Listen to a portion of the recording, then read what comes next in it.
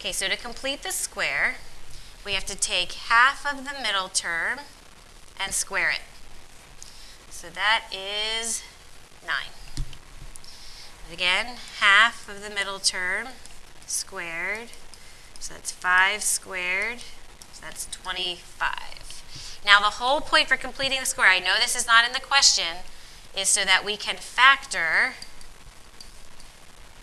to a perfect binomial squared. But I know that this question is only asking you for these numbers. Okay, if the discriminant is greater than 0, there are 2 real roots, or 2 real zeros. If the discriminant is less than 0, there's 2 imaginary roots. And if the discriminant's equal to 0, there's 1 real root.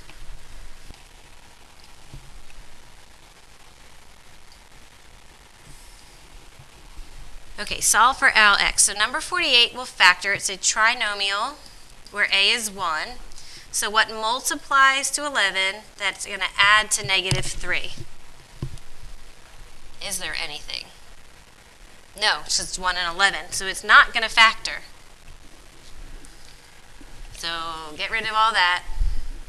So another way I could complete the square, but this is odd. So I don't want to do that because I'll deal with a lot of fractions. So I'm going to use the quadratic formula. Negative b plus or minus the square root of b squared minus 4ac all over 2a.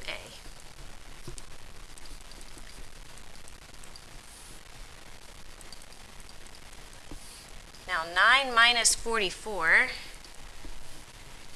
This is a non-calculator problem, so I'm going to do some scrap work over here. So that's negative 35. Now, negative 35 does not simplify. There's no perfect squares as a factor. But I can take out that negative.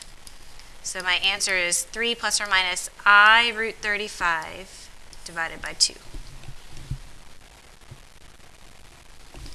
So for 49, I can check to see if it factors again. Anything multiply to 6, that's going to add to 1.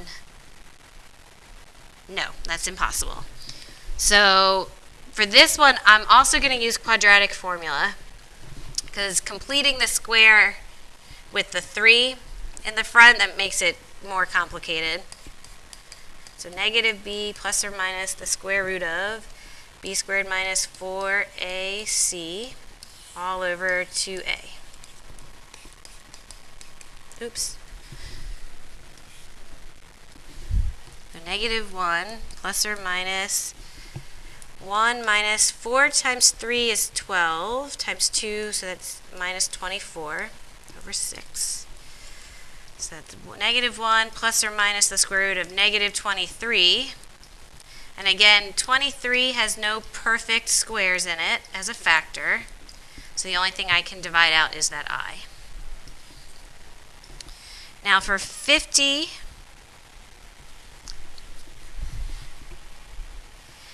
we can use the calculator, or we can do this by hand. We have enough knowledge to do it by hand, but we can use the calculator. Okay, so in y1, I'm going to put that equation.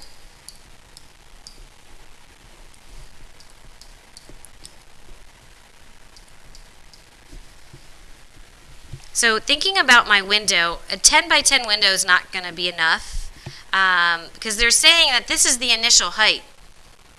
So when I go to my window, I'm going to make my y maximum a little bit more than 32. So let's make it 40. And my x values, I say I'm going to estimate it's going to take 10 seconds for that arrow to hit the ground. Okay. Clearly, I can't see enough up here, and 10 was plenty here. So I'm going to change my y max again. Let's do 60. Uh-oh. I made it 6.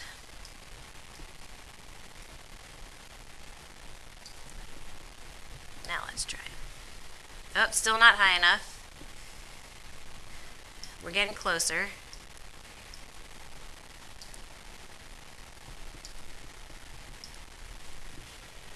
Okay.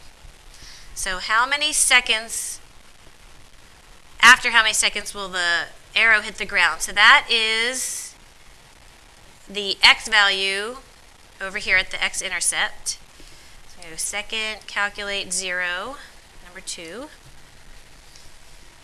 And left bound, where is my cursor?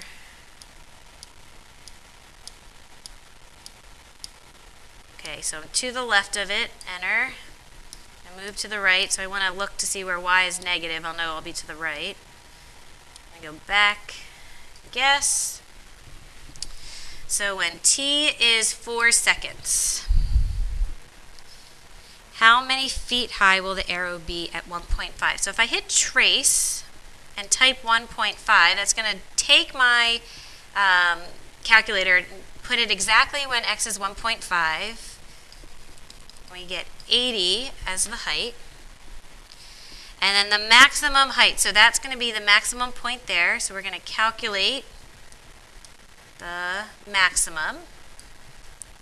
Or if I didn't want to use my calculator, because the left bound and right bound sometimes takes a while, I can find the x-coordinate of the vertex and then plug it back in. Remember, negative b over 2a will get you the x-coordinate of your vertex.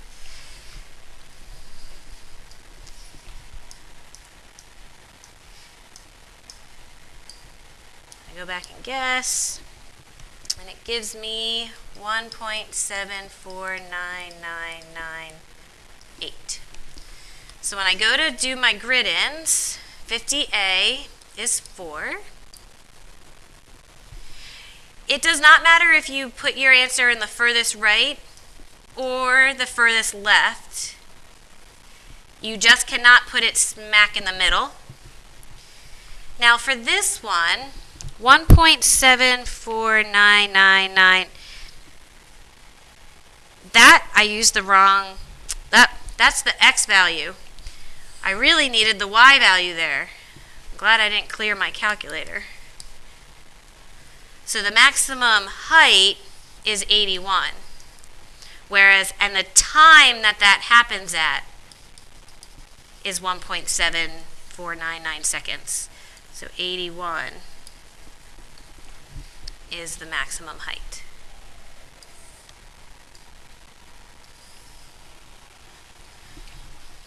Okay, negative x squared graph looks like this. So on what intervals are the x values decreasing? Well, if we were walking on the graph, this is increasing. I start decreasing as soon as x is greater than 0. Okay, for 52, we have an odd degree and a positive leading coefficient. So that means that graph, as far as the end behavior goes as a sketch, is going to look like this. So as x goes to infinity, that's this way, our y values are going to positive infinity. And as x is going to negative infinity towards the left, our y values are going to negative infinity. Okay, we can use the same method for 53. It's an even degree with a negative leading coefficient. So both end behaviors are going to be pointing down. So negative infinity is both when x is going to negative infinity this way, and as x goes to positive infinity, the graph is going to negative infinity. Because we have the zeros, we can find the equation. So remember, the zeros give us the factor. So it's going to be x minus negative 2, x minus 3, and x minus 6. Using these, 3 zeros. So we're going to do the same thing with these 3 zeros. X minus negative 5, x minus 0, I'm just going to write as x, and x minus 4.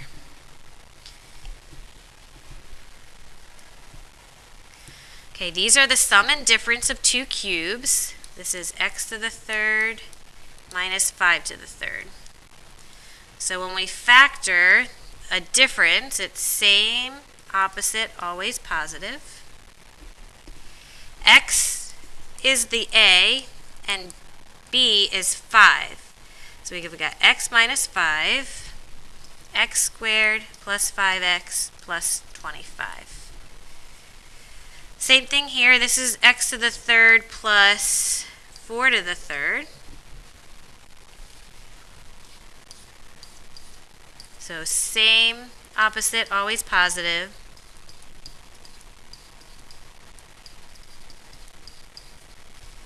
If you forget what the general factoring for a sum and difference of cubes is, if we have a to the third plus b to the third, it's a plus b, whatever's in those two spots, a squared, ab, and b squared. That's something that you have to memorize. If it is a subtraction, the only things that change are the signs. So same, opposite, always positive.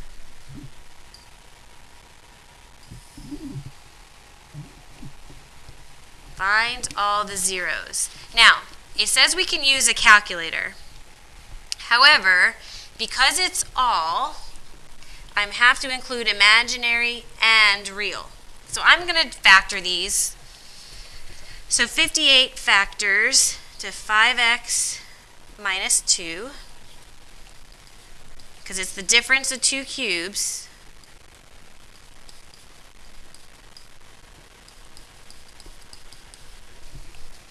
So 5x minus 2 equals 0. So here we get x is 2/5. And 25x squared plus 10x plus 4 equals 0. For this, I'm going to use the quadratic formula. Oops. B squared is 10 squared is 100.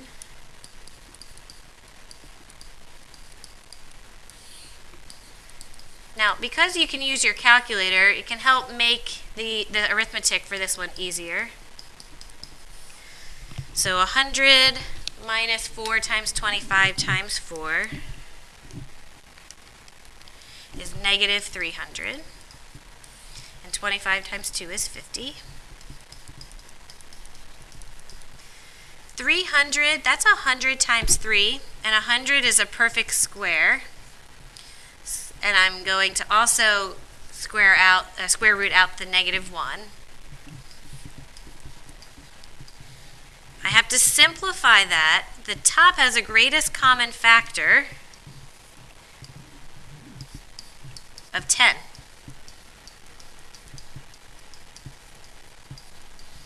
And 10 and 50 can reduce. So my final answer is negative 1 plus or minus, forgot that in there, I root 3 over 5.